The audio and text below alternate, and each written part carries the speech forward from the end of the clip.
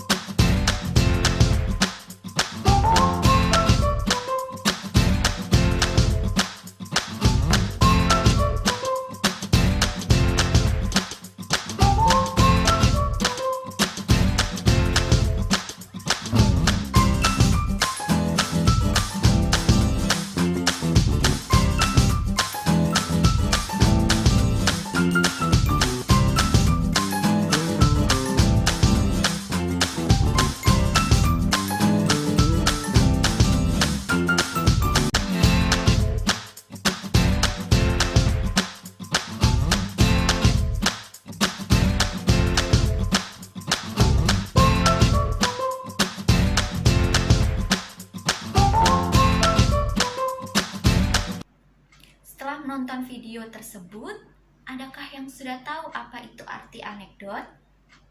Ya, baik, silakan Doni. Bagus. Nah, Ibu akan menjelaskan terlebih dahulu ya apa itu teks anekdot. Teks anekdot itu adalah cerita singkat yang menarik karena lucu dan menyenangkan. Biasanya ditujukan kepada tokoh penting atau tokoh terkenal berdasarkan kejadian nyata dan bertujuan untuk mengkritik. Nah, jadi sekarang kalian sudah tahu ya apa itu arti teks anekdot. Lalu, adakah yang tahu apa itu fungsi anekdot? Baik, Ibu akan jelaskan ya. Fungsi anekdot adalah untuk menyampaikan kritik, namun tidak dengan cara kasar ataupun menyakiti. Setelah mengetahui pengertian dan fungsi dari teks anekdot, selanjutnya kita akan belajar bagaimana cara menemukan isi pokok dari teks anekdot. Bagaimana caranya? Yang pertama, kita harus mengetahui masalah yang dibahas dalam teks anekdot. Yang kedua, humor yang terdapat dalam teks anekdot. Dan yang ketiga, kritik yang disampaikan dalam teks anekdot tersebut. Nah, sekarang coba kalian baca teks anekdot dosen yang juga menjadi pejabat dan kalian identifikasi isi dari pokok dalam teks anekdot tersebut. Baiklah, sudah selesai semuanya ya. Sekarang kita akan mencoba bersama-sama untuk membahas mengenai menemukan isi pokok dalam teks anekdot tersebut. Ya, sekarang kita akan menemukan isi pokok yang terdapat dalam teks anekdot tersebut. Hal yang diidentifikasi yang pertama, masalah yang dibahas. Ada yang tahu apa masalah yang dibahas? Ya, silakan Najla. Bagus. Jadi, masalah yang dibahas dalam teks anekdot tersebut yaitu dosen yang merangkap menjadi pejabat. Lalu untuk unsur humornya ada yang tahu? Ya, Doni? Ya, tepat sekali.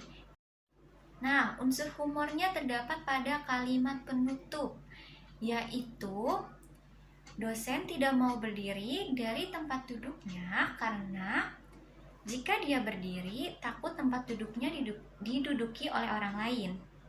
Nah, kritik yang disampaikan yaitu kritikan kepada para pejabat yang takut jabatannya itu digantikan oleh orang lain.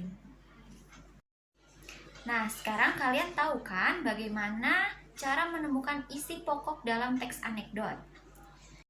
Ya, selanjutnya Ibu ingin bertanya ya, apakah semua cerita lucu itu termasuk anekdot? Ya, tepat sekali Miko. Jadi jawabannya tidak ya. Cerita lucu ada juga yang hanya berfungsi sebagai humor belaka. Lalu, apakah perbedaan antara anekdot dan humor? Ya, mari kita simak kedua teks tersebut. Kalian baca teks tersebut terlebih dahulu, lalu kalian cari perbedaan antara teks anekdot dan teks humor. Nah, jadi yang ini yang termasuk teks anekdot dan yang ini yang termasuk humor. Jadi kalian sudah dapat membedakannya ya, bagaimana teks anekdot itu dan humor. Jadi anak-anak, persamaan antara teks anekdot dan humor yaitu sama-sama cerita lucu dan menyenangkan serta menghibur. Lalu apa sih perbedaannya? Nah, nanti Ibu akan jelaskan ya. Lalu perbedaan antara teks anekdot dan teks humor yaitu dari aspek ide cerita, bahwa teks anekdot adalah dari kejadian nyata, sedangkan humor terjadi dari sebuah rekaan saja. Lalu dari aspek isi, teks anekdot adalah masalah mengenai tokoh-tokoh penting atau orang-orang banyak, sedangkan humor adalah masalah mengenai kehidupan sehari-hari. Selanjutnya, dalam aspek fungsi komunikasi, teks anekdot berfungsi sebagai kritikan atau untuk mengkritik dan menyindir, sedangkan humor berfungsi untuk menghibur. Dan dalam aspek makna tersirat, teks anekdot terdapat makna tersirat, sedangkan humor tidak ada makna tersirat. Lalu, dalam aspek bentuk, teks anekdot memiliki bentuk yang terstruktur, sedangkan humor tidak ada atau bebas.